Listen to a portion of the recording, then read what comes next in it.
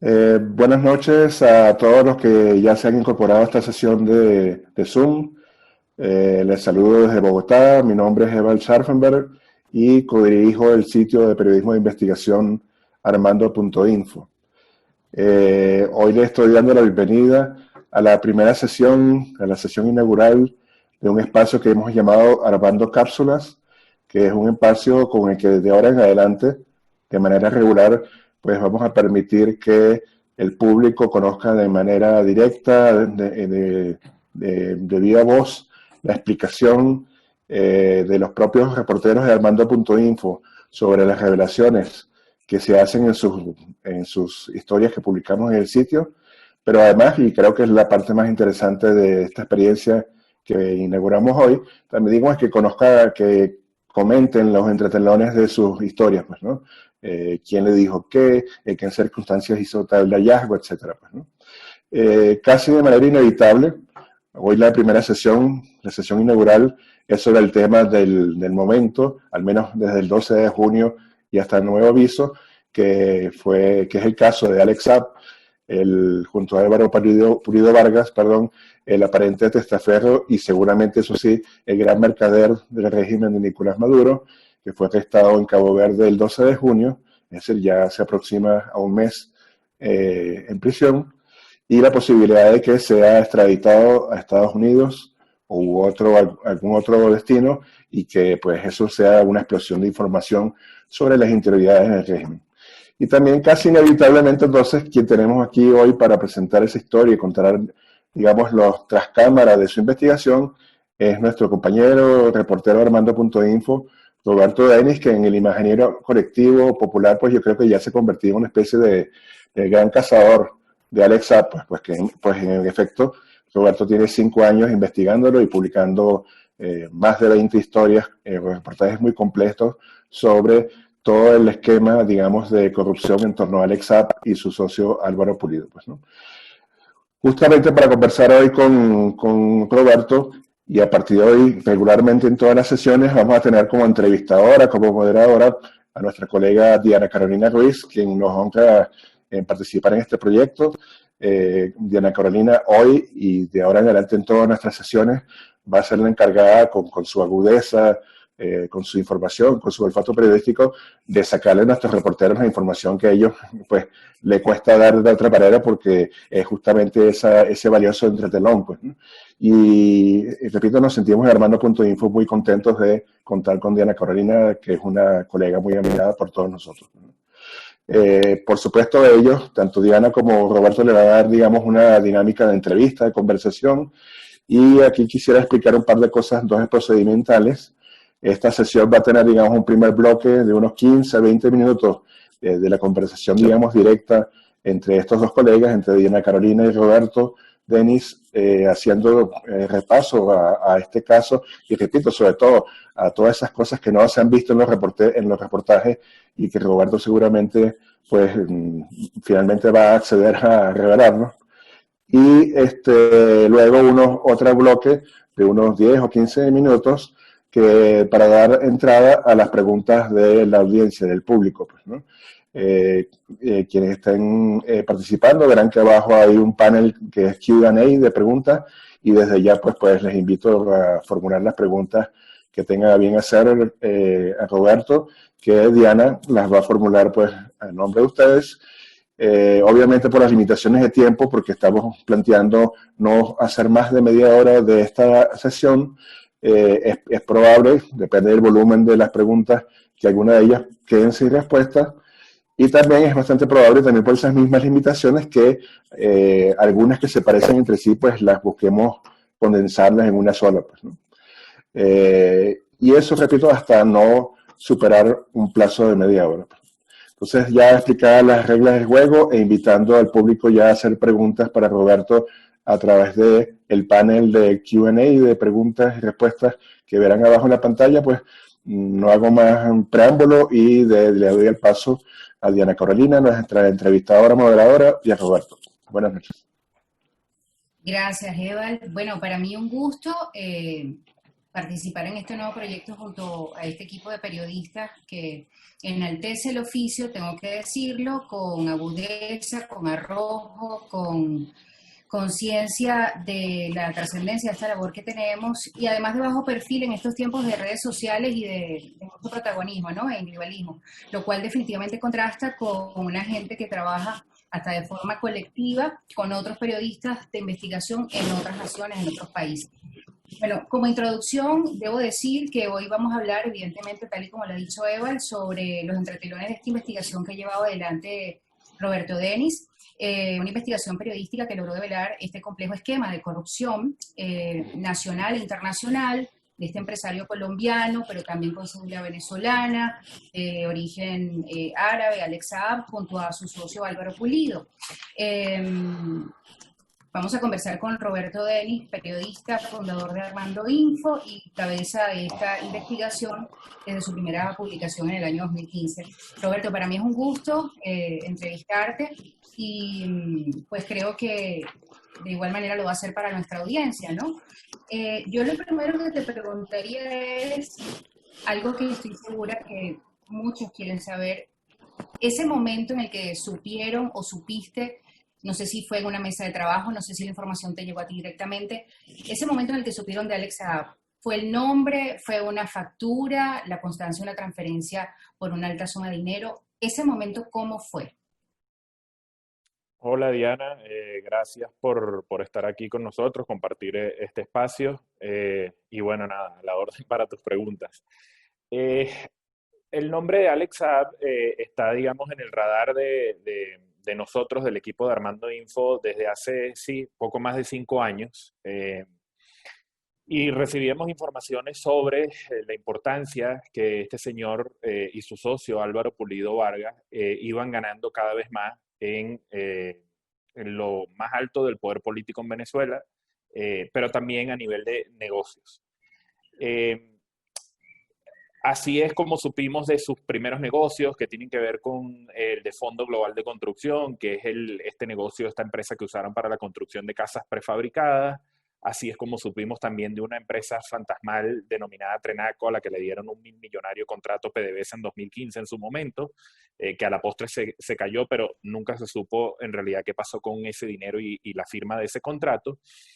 Y así es como, digamos, con más negocios en el camino, pero digamos, así es como esta gente termina apareciendo y llegando al negocio de los clubs, apareciendo en el negocio de los clubs ya desde 2016, que es el mismo año cuando Nicolás Maduro crea este programa.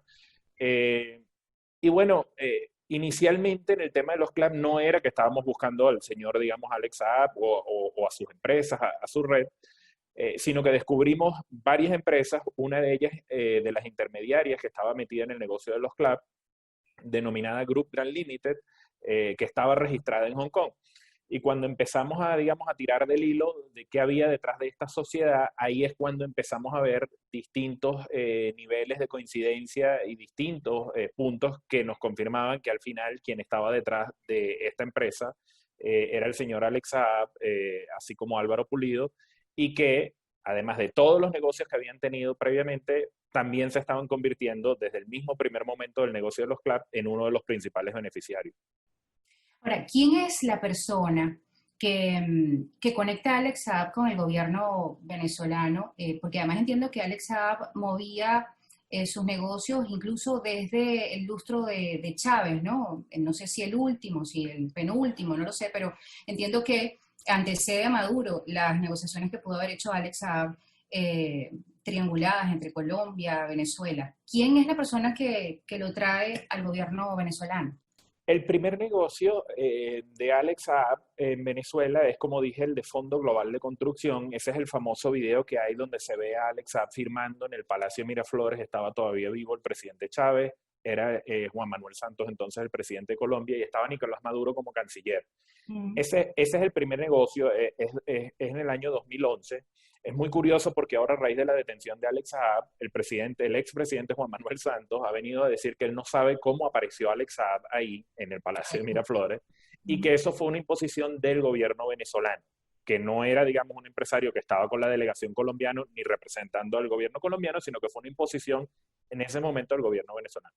Y la información que hemos tenido siempre nosotros, digamos, cuando le seguimos el rastro a Saab, es que, digamos, el personaje clave que le abre la puerta del mundo político en Venezuela a Alex Saab es la ex senadora colombiana Piedad Córdoba. Como bien recordarás, Diana, la ex senadora colombiana Piedad Córdoba es una aliada internacional del chavismo, de la revolución bolivariana, lo sigue siendo.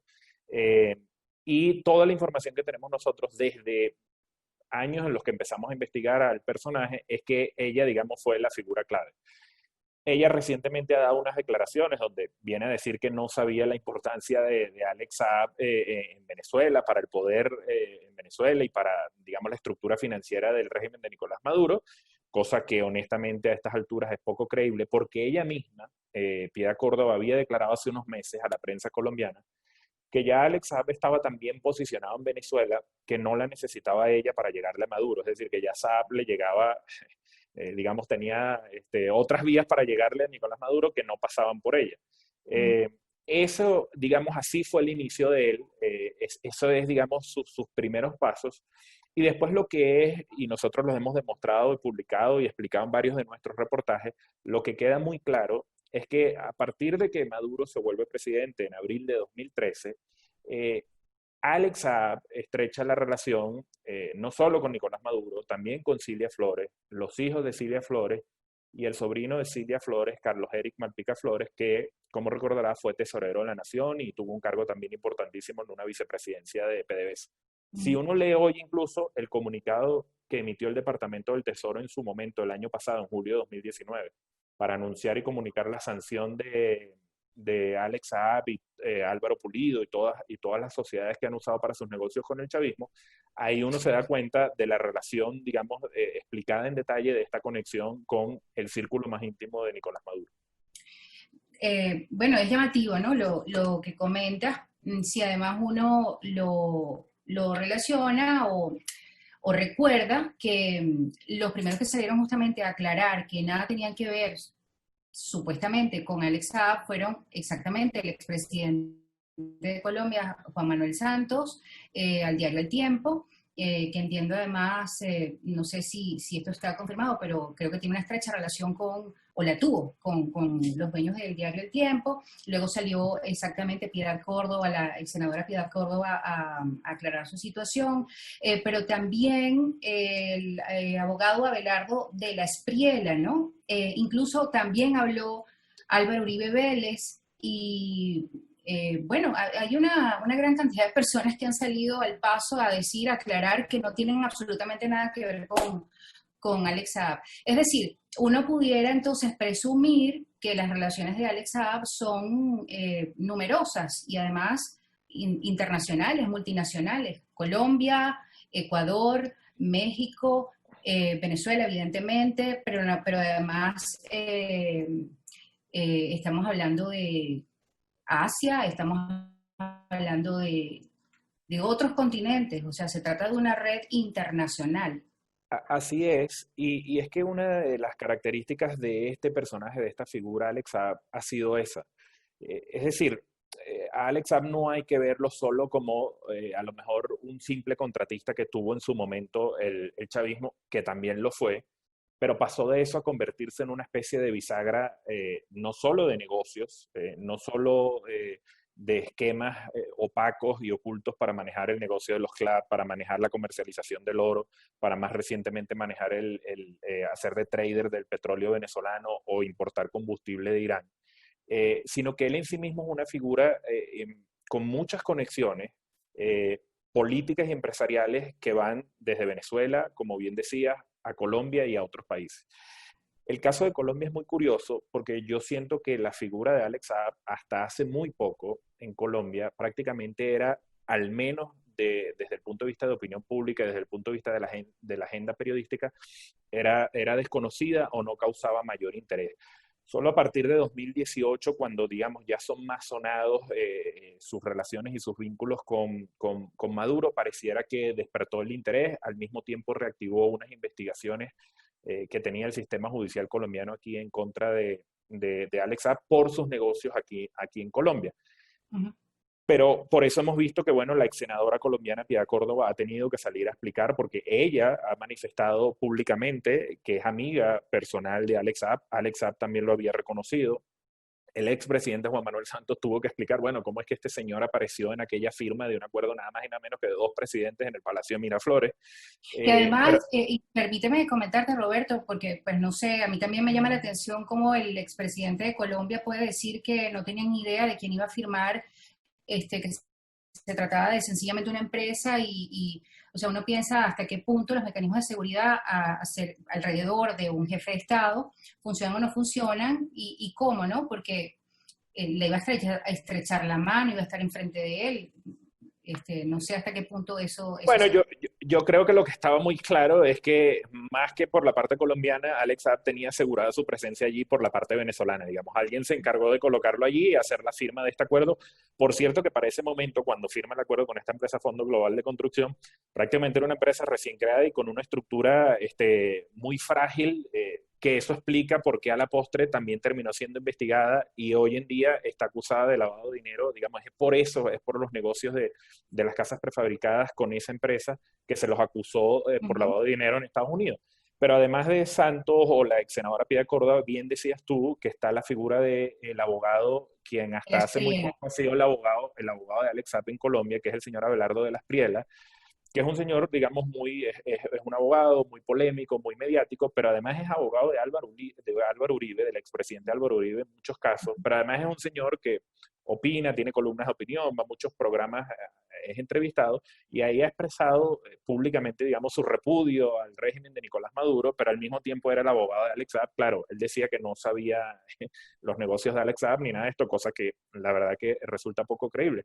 Pero además de estas, digamos, relaciones Venezuela-Colombia, hay que recordar que el señor Alex Saab, por lo menos hasta el año pasado, tuvo un pasaporte diplomático de la isla de Antigua y Barbuda, Correcto. firmado y entregado por el primer ministro de la isla, nada más llegar al cargo en 2014 y sigue siendo en la actualidad, que es el señor Brown, de apellido Brown, que además Antigua y Barbuda es un aliado internacional del chavismo en foros como el de la OEA, por ejemplo. Gaston Bueno, Brown, exactamente.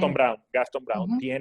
le dio el pasaporte diplomático, pero además Alex Saab se convirtió, digamos, en eslabón comercial de esa relación que estrechó Maduro a partir del 2018 entre Venezuela y Turquía. Es decir, Claro. Alex Saab es el gran beneficiario también de eso, porque hacia allá no solo es que en algún momento entraron empresas turcas a participar en el negocio de los clubs, es que también hacia Turquía fue oro venezolano que pasó por la comercialización de Alex Saab. De manera pues que yo creo que eso explica el nerviosismo que puede haber en torno a la figura de Alex Saab, la preocupación que deben de tener en muchos ámbitos, no solo en Venezuela, sobre lo que Alex Saab pueda terminar contando si es que finalmente termina rindiendo cuentas ante la justicia norteamericana. Es que, bueno, no lo puedo evitar. Uno enumera y entonces está hablando de Turquía, está hablando de Antigua y Barbuda, está hablando de Rusia, Emiratos Árabes, bueno, Asia, con esta empresa que estaba registrada en Hong Kong, Irán, Colombia, Ecuador, México. O sea, el señor parece una agencia de viajes, Roberto. En todo caso, pues también te pregunto, y aprovecho y aquí voy filtrando ya las preguntas que comienza a hacer la gente que está conectada a esta hora, a esta transmisión. ¿Qué conexiones tiene Saab con Turquía? Bueno, ya lo has dicho más o menos, Sí, ¿no? Pero si ahí pudieras solo, profundizar para... sí, ahí agregaría que en Turquía, como digo, en el momento en que el negocio de los clubs empieza, digamos, a ser más vigilado por parte de las autoridades norteamericanas, en el momento que en octubre de 2018 la Procuraduría General de México confirma que se estaban enviando a Venezuela alimentos de bajísima calidad con sobreprecio y señala directamente a la red de Alex Saab y Álvaro Pulido, en ese momento, y además aunado a esto el tema de las sanciones financieras de los Estados Unidos, buscan Turquía no solo como un aliado político, también como una especie de aliado comercial que sirviera para evadir y hacer todavía más oscuro cualquier operación y cualquier transacción. Han registrado infinidad de empresas, de sociedades en Turquía, algunas las han usado para el negocio de los clubs, otras las han usado para el tema de la comercialización del oro, y básicamente esas son las dos, digamos, los dos sectores que han usado, para los que más han usado, digamos, la jurisdicción de Turquía.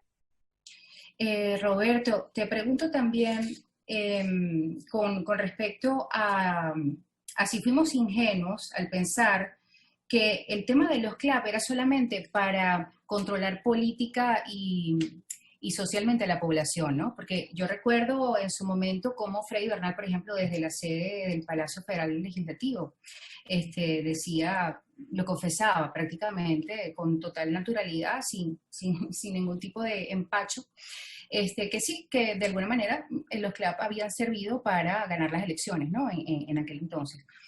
Te pregunto si fuimos ingenuos, porque entonces pensamos que detrás de todo esto, pues también había un entramado de negocios súper exitoso para ellos, Ujú. muy perjudicial para los venezolanos, ¿no? Yo no sé si ingenuo sería la palabra. Lo que sí está claro, digamos, es que desde que se crean los clubs, toda la atención, digamos, pública, política, se fue con ese aspecto que, digamos, no es menor, es gravísimo, que es esta idea de controlar a la Claro. población a punta del hambre, básicamente. Pero nosotros, digamos, en Armando Info, como nos dedicamos al periodismo de investigación, una de las cosas que siempre nos llamó la atención desde el comienzo era decir, bueno, vamos a ver qué hay detrás de esto. Es decir, ¿por qué en Ujú. 2016, cuando ya eran evidentes las señales de la crisis en Venezuela, el gobierno optó por gastar cientos de millones de dólares a empresas fantasmales para que compraran alimentos? ¿Por qué no se dio ese dinero, por ejemplo, a la industria nacional? ¿Por qué se usaba México? México en ese momento más bien había una pugna política entre Delcy Rodríguez, que entonces era canciller, y el canciller Videgaray mexicano, que era del gobierno de Peña Nieto. Era otra Exactamente. cosa que nos llamaba profundamente, digamos, a la sospecha. ¿Por qué había esta variedad permanente de marcas en las cajas CLAP, donde prácticamente las marcas permanentemente estaban cambiando? Si se buscaron unos proveedores, ¿por qué no sostener un negocio? Es decir, había demasiados indicios que nos hicieron ver que aquí había muchas irregularidades y finalmente las terminamos consiguiendo parte de ellas. Y sin lugar a dudas, esto, además de una decisión de control político, también fue un esquema ideado y pensado para favorecer a gente cercana al poder como Alex Saab con negocios particulares, sin lugar a dudas. Eh, Justamente como tocas el tema de que todo esto con respecto a los clubs se dio justamente, creo que en los últimos años, en el último año de presidencia de Enrique Peña Nieto, ¿no? Te pregunto si allí también pecamos de ingenuos o si pensamos que las cosas siempre se van a manejar conforme vemos que se manejan en nuestro país, donde hay una destrucción total de la institucionalidad. Recupero la pregunta, ¿no? Mi pregunta va dirigida a, entiendo que se elaboró una investigación en México con respecto a estos negocios de Alex Saab, Álvaro Pulido y sus socios allí en México. Entiendo que se llevó adelante una investigación. Entiendo que hubo sanciones de alguna naturaleza, creo que fueron económicas, fueron Uh -huh. pecuniarias, que tuvieron que haber hecho un pago. Sin embargo, bueno, no trascendió a más y todo bajo el mismo gobierno de Enrique Peña Nieto. Uno acostumbrado a que aquí lo dictamina toda la política y todo tiene vinculación con el Ejecutivo y aparentemente con lo ideológico, aquí es donde yo digo que a veces también pecamos de ingenuos, no, todo tiene que ver con la izquierda. Pues mira, tampoco hubo un castigo allí. ¿Qué me puedes Es decir que acerca de eso? yo creo que, digamos, esa ausencia de castigo le explica un poco los tentáculos que tiene Alex Saab y, digamos, todo el respaldo político que hay detrás. Algo similar había pasado hace años en Ecuador, cuando la Fiscalía ecuatoriana investigó el negocio de las casas, que para la Fiscalía fue un caso considerado uno de los casos de más grandes de lavado de dinero en Ecuador y al final quedó en nada. Incluso esta gente pudo desbloquear un dinero que durante mucho tiempo estuvo congelado, cuentas millonarias en dólares que estuvieron congeladas, lo pudieron bloquear. Con México pasó algo similar. Nosotros publicamos este domingo pasado, publicamos un reportaje donde básicamente lo que comprobamos es que después de que en octubre de 2018 la Procuraduría General de México anunció las irregularidades que había y señaló digamos, a las empresas responsables, apenas, digamos, la sanción en que quedó en una especie de acuerdos reparatorios que al final fueron, parecieran hechos a la medida de los infractores, porque, bueno, finalmente se limitaron unas multas de un dinero que finalmente iba a terminar llegando al ACNUR, eh, digamos, a modo de indemnización o como digo, de multa, pero lamentablemente la investigación se frenó, no siguieron atando los cabos, digamos, de que estaban revelando los flujos de dinero, pero Así también lo contamos en el reportaje. La información que tenemos es que a raíz de la captura de Alex Saab, al menos la Unidad de Inteligencia Financiera mexicana ha reactivado toda la investigación de todo el rastro sospechoso del flujo millonario de dinero que dejó en México el negocio de los clubs. Roberto, bueno, te pregunto, voy filtrando entre mis preguntas y las preguntas que hace la audiencia, ¿no? ¿Tú te atreverías a pronosticar, y aquí, bueno, la gente también piensa a veces que uno tiene poderes extrasensoriales, pero está bien, ¿te atreverías a pronosticar si liberan o extraditan a Saab? Pronosticar eso, evidentemente, es muy difícil. Lo que sí podemos decir, y que es, digamos, hecho cierto hasta el día de hoy, es que el proceso de extradición en Cabo Verde se inició. Todo parece indicar que las autoridades de Cabo Verde están dispuestas a cumplir con el proceso de extradición y a finalmente dar el visto bueno y autorizar la extradición. Sin embargo, el equipo legal, el abogado de Alex Saab en Cabo Verde ha anunciado que están dispuestos incluso a llegar a la Corte Constitucional de Cabo Verde para apelar una eventual extradición. Ahí hay todo un debate, digamos, legal porque siendo que Alex Saab no es natural de Cabo Verde, habría que ver si tiene esa posibilidad de apelar ante la Corte Constitucional esa posibilidad. Yo creo que es un proceso que todavía va a durar unos días y quizás un par de semanas al menos para saber cuál es la decisión en torno a la extradición y ahí habría que ver si se inician nuevos trámites en contra de apelar la extradición, pero todo pareciera indicar que Cabo Verde y la justicia de Cabo Verde finalmente va a aprobar la extradición. Bueno, entiendo que esa noticia se esperaría para el ¿qué? Para agosto, para el mediados de agosto, finales de agosto, porque deben transcurrir 65 días Ese es desde el el plazo máximo, sí. Ajá. exactamente. Para el 15 de agosto deberíamos saber algo al respecto. Mira, aprovecho, tengo aquí una pregunta que dice, ¿tenían los redactores de Armando Info algún plan para escapar si, como lo hizo Alex Saab, decidía demandarlos o presionarlos? Entonces, yo aprovecho y uno esta pregunta, una inquietud que yo también te quiero plantear. Ustedes fueron demandados por difamación en el 2015, ¿correcto? 17. 2017. 17. 2017. Ok. A raíz de los reportajes de los clubs, justamente. Exactamente, el CLAP fue lo que reventó todo y de alguna manera logró que Saab entonces considerara como una opción la demanda. Yo me pregunto, generalmente los empresarios, en buena lid, en lid dudosa, como tú quieras, pero prefieren mantener un bajo perfil, prefieren que no sepan mucho de ellos, redes sociales es antónimo a un empresario que quiera mantenerse como que discretamente haciendo sus cosas, ¿no? En todo caso, la pregunta va dirigida a ¿cómo es que Saab se aventura a demandar a los periodistas de Armando Info, sabiendo que la naturaleza de un periodista siempre es difundir, publicar, exponer, contrastar? ¿Por qué crees tú que se atrevió a hacer esto? Bueno, todos sabemos, Diana, el sistema judicial venezolano está cooptado por el chavismo. Un señor con este nivel de influencia y con este nivel de poder en Venezuela estaba muy claro que puede controlar cualquier tribunal en Venezuela. Creo que la demanda fue un mensaje directo como de hacernos ver que o dejan de investigarnos, en este caso dejar de investigar a Alex Saab, o van a tener consecuencias. Era evidente que ese es el objetivo. ¿Y por qué digo que era evidente? Esta gente, por ejemplo, después de los reportajes de los clubs, fueron contactadas previamente como nosotros hacemos para todos nuestros reportajes, digamos, a los involucrados. Es un derecho y parte de nuestro deber buscar la versión de los involucrados para que estén en los trabajos y estén en los reportajes. La mayoría de las veces, por lo general, mucha gente se esconde y prefiere no dar la cara. En este caso pasó lo mismo, incluso después de una conversación inicial con uno de los abogados de las empresas de Alex Saab en Caracas. Al final lo que usaron fue la conversación para saber qué información teníamos y tratar de borrar los rastros que ya estaban dejando. Pero bueno, ya nosotros teníamos respaldo de todo. Nunca hubo la petición de un derecho a réplica tampoco, por ejemplo, cuando se publicaron los reportajes, sino que la demanda llegó, a mí particularmente me llegó, que fue el primero que me llegó, después le llegó a los 3 editores fundadores de Armando Info.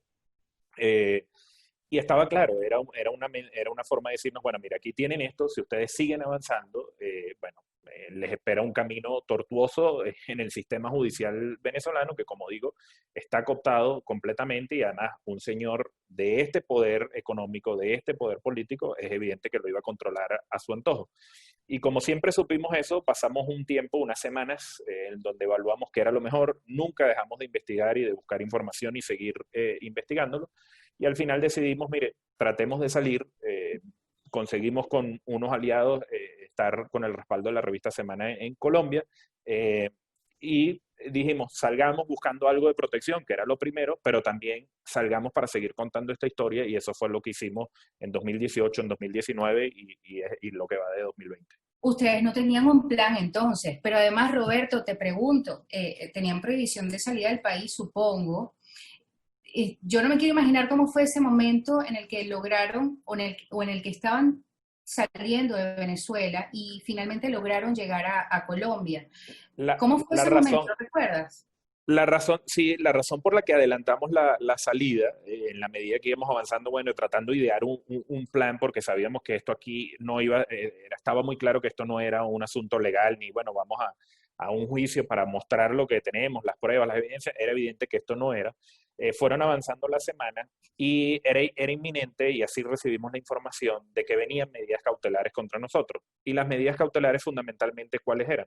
Una, la prohibición de nombrar al señor Alex Saab, algo que a la postre pasó ya estando fuera del país cuando seguimos publicando en 2018 los reportajes. Conatel nos exhortó a dejar de nombrar a este señor en nuestros reportajes, como si el señor Alex Saab tuviera, no sé, una especie de poderes plenipotenciarios en Venezuela que no se lo puede investigar.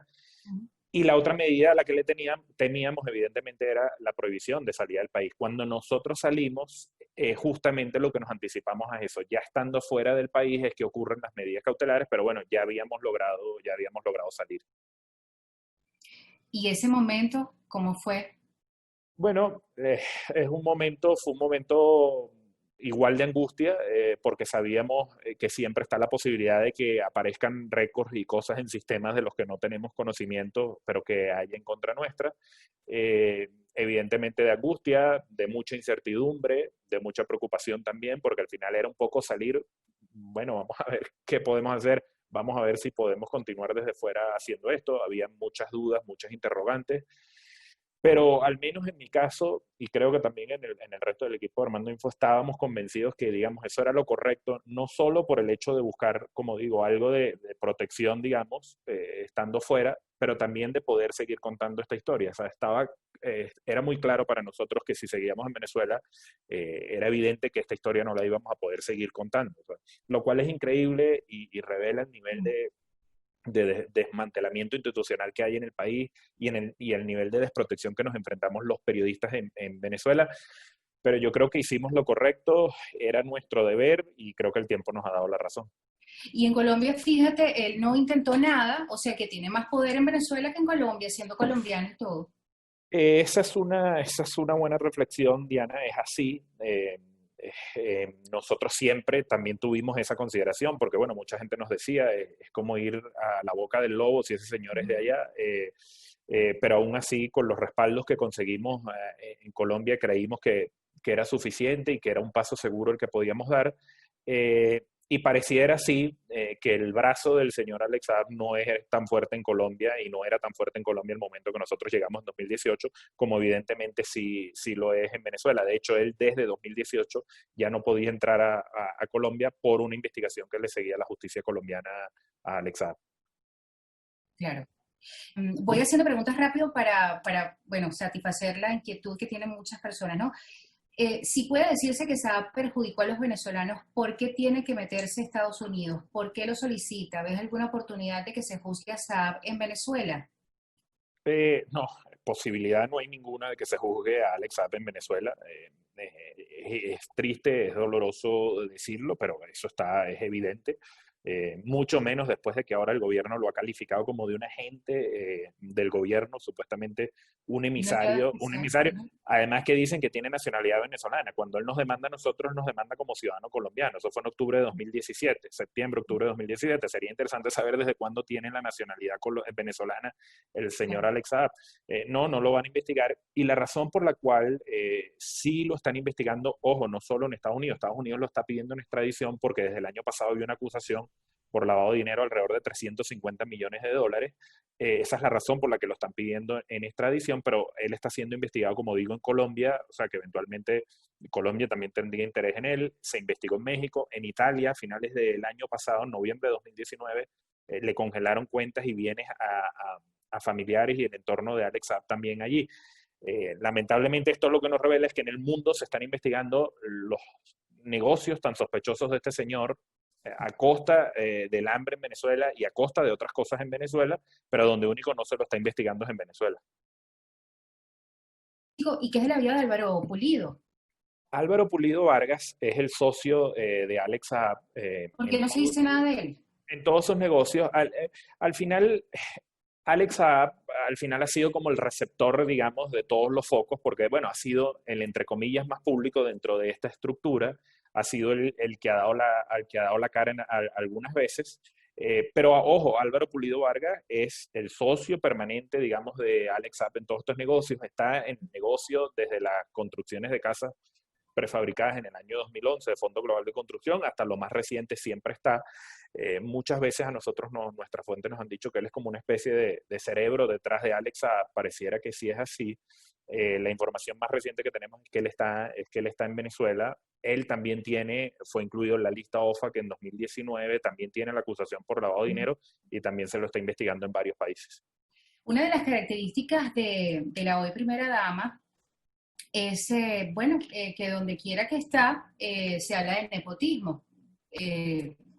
Lo vimos en la Asamblea Nacional, y actualmente se dice, que no ha corrido otra suerte su posición como primera dama, y Alex Saab tendría una estrecha relación con familiares de Cilia Flores. Bueno, de hecho tú mencionaste a dos de sus hijos y a Malpica Flores también, ¿no?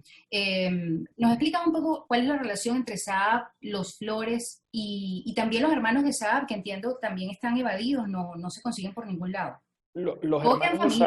Los hermanos de Saab están evadidos de la justicia colombiana y en el caso de uno de ellos en Italia por la incautación de los bienes que hubo el año pasado allí en Italia. Sí, como decía al comienzo, en algún momento Alex Saab, Álvaro Pulido logran estrechar sus relaciones con el círculo presidencial toda vez que Maduro se convierte en presidente en abril de 2013. Y es tan así que en un periodo de 2013 a 2015, antes de que brincara, digamos, estos negocios de escala mayor, el de los CLAP, el del oro, el petróleo, empieza a ser favorecido con distintos negocios, las subastas del SICAD, construcción de obras públicas, construyeron el centro deportivo que se hizo para los Juegos Suramericanos de Playa en Vargas. Pero además se le asigna a ellos la construcción de los denominados gimnasios verticales, que la gente recordará, son estas grandes edificaciones que se hicieron como en zonas populares, gimnasios para que la gente pudiera practicar, digamos, deporte allí. Esa obra, quien da los contratos es la Fundación Pro Patria 2000. Fundación Pro Patria 2000 pasa a manos de la presidencia cuando Maduro se hace presidente. Es decir, que dependía de Maduro y Cilia Flores. Y estuvo dirigida en algún momento por Carlos Malpica Flores y también por un hijo de Cilia Flores. Y son ellos quienes les dieron los contratos a las empresas de Alex Saab y Álvaro Pulido Vargas. Ahí está la cosa.